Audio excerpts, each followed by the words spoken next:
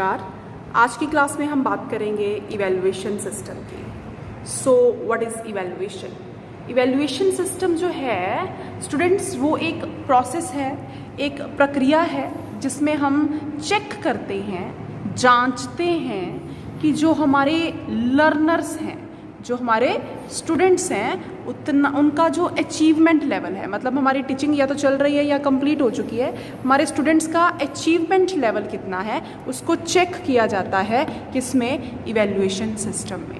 तो ये एक ऐसा प्रोसीजर है, बेसिकली ये एक ऐसा कह लीजिए क्राइटेरिया है, एक ऐसा प्रोसीजर है, एक ऐसा प्रोसेस है जिसमें हम क्या करते हैं, जिसमें हम अपने स्टूडेंट्स के बारे में क्या करते हैं? जजमेंट्स क्रिएट करते हैं, उनको असेस करने की कोशिश करते हैं, उनके बारे में जजमेंट्स क्रिएट करने की कोशिश करते हैं इवैल्यूएशन सिस्टम में।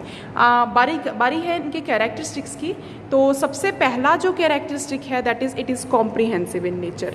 देखिए, जो इवैल्यूएशन सिस्टम है इसमें हम स्टूडेंट्स की स्कोलास्टिक और को स्कोलास्टिक, स्कोलास्टिक माने जो आपके एकेडमिक से रिलेटेड है, स्कोलास्टिक जो आपके एकेडमिक याद रखिएगा, आपसे पूछा जा सकता है कि एकेडमिक से रिलेटेड कौन सी है, तो एकेडमिक से रिलेटेड स्कोलास्टिक है। इसमें स्कोलास्टिक और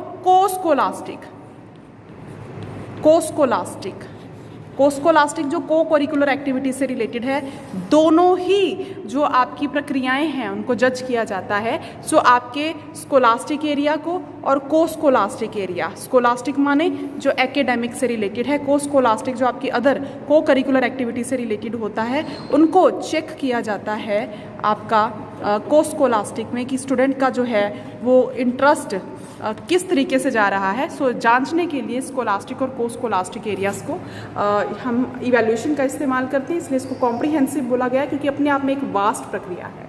देन हम बात करेंगे, ये लर्नर सेंटर है। इसमें जो कुछ भी प्रक्रियाएं हम करते हैं, जो कुछ भी हम स्ट्रेटजीज़ का इस्तेमाल करते हैं असेस करने के लिए, वो सिर्फ एक पर्पस है उसका मेन, वो है लर्नर जो है, जो हमारा स्टूडेंट है उसके बारे में जांचना। तो लर्नर के ईच एंड एवरी एस्पेक्ट को हम जज करते हैं और ये सारा का सारा किसके अराउंड घूमता है? लर्नर के अराउंड घूमता है। लर्नर ने कितना गेन कर लिया है, कितना जो है वो लैक कर रहा है। तो सारा का सारा प्रोसीजर सिर्फ इसके लिए है, लर्नर के लिए है। तो ये एक लर्नर सेंटर्ड प्रक्रिया है। हम बात करेंगे, ये रेमेडियल है। रेमेडियल जैसे डॉक्टर आपको रेमेडी देता है, आप प्रॉब्लम में हो, आपको रेमेडी दी जाती है, जैसे जिस तरीके से आपको दवाई दी जाती है ठीक होने के लिए, तो ये भी टीचर्स की तरफ से स्टूडेंट्स के लिए दवाई है। इवैल्यूएशन के बाद जो रेमेडियल क्लासेस हैं वो स्टूडेंट्स को प्रोवाइड करी जाती हैं, जहाँ पे कमियां रह गई हैं, जो आपकी रेमेडियल क्लासेस हैं जिसमें आपका जो गैप है बेसिकली उस गैप को कवर करने का काम किया जाता है आपका फॉर्मेटिव असेसमेंट में या अदर असेसमेंट्स में। तो ये रेमेडियल है अपने आप में। देन बात करेंगे, कॉन्टीन्यूस है। ऐसा नहीं है एक बार असेस कर दिया आपने, एक बार टेस्ट दिया, टीचर ने चेक कर लिया, उसके बाद दोबारा कोई टेस्ट आपका चेक नहीं होगा। तो बेसिकली ये कॉन्टीन्यूस है, ये हर लेवल पे चेक किया जाता है। क्लासरूम में लेक्चर देने के दौरान भी आपकी असेसमेंट होती है, आपकी इवैल्यूएशन होती है और एट द एंड भी आपकी इवैल्यूएशन होती है। कोऑपरेटिव है, इसमें टीचर और स्टूडेंट दोनों का कोऑपरेशन आपस में होना बड़ा ज़रूरी है। अकेली टीचर कुछ नहीं कर सकती, अकेला स्टूडेंट कुछ नहीं कर सकता, तो कोऑपरेशन के साथ ही आप उसकी इवैल्यूएशन कर सकते हो। तो ये टीचर और स्टूडेंट के बीच की आपस का एक रिलेशनशिप है, एक इंटरपर्सनल रिलेशनशिप है, जिसमें हम जजमेंट करते हैं स्टूडेंट्स की कि स्टूडेंट्स जो हैं वो कितना गेन कर चुके हैं और कितना लैक कर रहे हैं। तो ये एक कोऑपरेटिव प्रोसेस है। हम बात करेंगे टाइप्स ऑफ इवैल्यूएशन की, इवैल्यूएशन की कौन कौन सी टाइप्स हैं। तो सबसे पहले हम बात करेंगे फॉर्मेटिव असेसमेंट को एक और नाम से जाना जाता है, पेपर में पूछ लिया जाता है, इंटरनल असेसमेंट या इवैल्यूएशन, और एक और नाम है दैट इज़ कॉन्टिन्यूअस इवैल्यूएशन। तो ये एक्टिविटीज़ जो चल रही हैं हमारी, जो हम स्टूडेंट्स के लिए प्रोग्राम हम कर रहे हैं, प्रोग्राम एक्टिविटीज़ जो हमारी चल रही हैं, उसके दौरान जो आपकी जजमेंट हुई वो आपकी होगी फॉर्मल असेसमेंट। ठीक है, फॉर्मेटिव असेसमेंट। अगर मैं एग्जाम्पल के तौर पे समझाना चाहूँ, जैसे आपके फर्स्ट टर्म के एग्ज़ाम्स हैं, फर्स्ट टर्म के बाद बाकी सेमेस्टर, बाकी टर्म्स भी तो होनी है ना अभी, जो फर्स्ट टर्म के आपके एग्जाम्स होंगे वो आपकी होएगी फॉर्मेटिव असेसमेंट, ठीक है। इसको कॉन्टीन्यूस भी बोलते हैं, इंटरनल भी बोलते हैं और कॉन्टीन्यूस भी बोलते हैं। अगर बात करूं दूसरी टाइप की, दैट इज़ द डायग्नोस्टिक। जैसे डॉक्टर आपको डायग्नोस करता है ना, आप कहते हो कि मेरे को भूख नहीं लग रही है, तो वो आपको डायग्नोस करते हैं प्रॉपर से। तो डायग्नोस करना मतलब कि स्वॉट एनालिसिस करना स्टूडेंट्स का, उनकी स्ट्रेंथ जाननी, उनकी वीकनेसेस जाननी, उनके लिए अपॉर्चुनिटीज़, उनकी थ्रेट्स, क्या रुकावटें आ रही हैं उनकी लर्निंग में, उन सारी चीज़ों को जो हम जज करते हैं तो वो डायग्नोस्टिक होती है। इसीलिए इसको कॉम्प्रीहेंसिव भी बोला जाता है, क्योंकि हम इसमें इन डिटेल भी बोला जाता है, कॉम्प्रीहेंसिव भी बोला जाता है, क्योंकि हम इसमें क्या करते हैं, हम इसमें स्टूडेंट्स का स्वॉट एनालिसिस करते हैं। स्वॉट माने strength, weakness, opportunities, threat analysis. तो ये डायग्नोस्टिक है। सो ये फॉर्मेटिव और समेटिव के बीच वाली असेसमेंट है जो कि स्टूडेंट्स को समेटिव तक पहुंचाने के लिए, और फॉर्मेटिव में उन्होंने क्या किया है उस चीज़ को जज करने के लिए की जाती है। Last is this summative assessment, इसका दूसरा नाम है एक्सटर्नल असेसमेंट। सो जो समेटिव असेसमेंट है आपकी, वो एट द एंड, आपके प्रोग्राम एक्टिविटीज़ कंप्लीट हो चुकी हैं, एट द एंड जो आपकी इवैल्यूएशन होएगी वो आपकी कौन सी होएगी, समेटिव इवैल्यूएशन होएगी। और ये जैसे मैं अगर एग्जांपल के तौर पे आपको समझाऊं तो आपके जो फाइनल टर्म के एग्ज़ाम्स हैं, है ना, जो आपके फाइनल एग्ज़ाम्स होने हैं वो आपकी होएगी क्या, समेटिव असेसमेंट।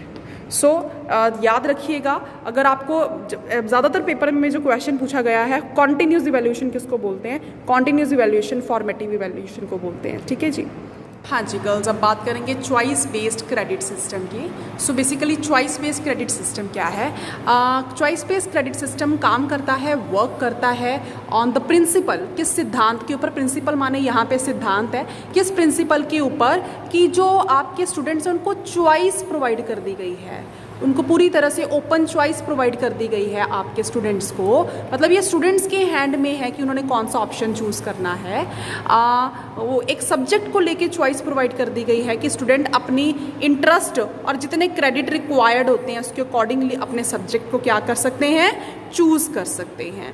तो एक ये नया कॉन्सेप्ट है जिसमें आप अपने इंटरेस्ट के अकॉर्डिंगली और अपने क्रेडिट रिक्वायरमेंट के अकॉर्डिंगली अपने सब्जेक्ट को चूज़ कर सकते हो। तो एक बार जब आपके जो है सब्जेक्ट चूज़ हो गया और आपने एक्वायर कर लिया है रिक्वायर्ड क्रेडिट्स को, आप उस सेमेस्टर को पास कर जाते हो। तो मैं मोटा मोटा समझाने की कोशिश करूँगी।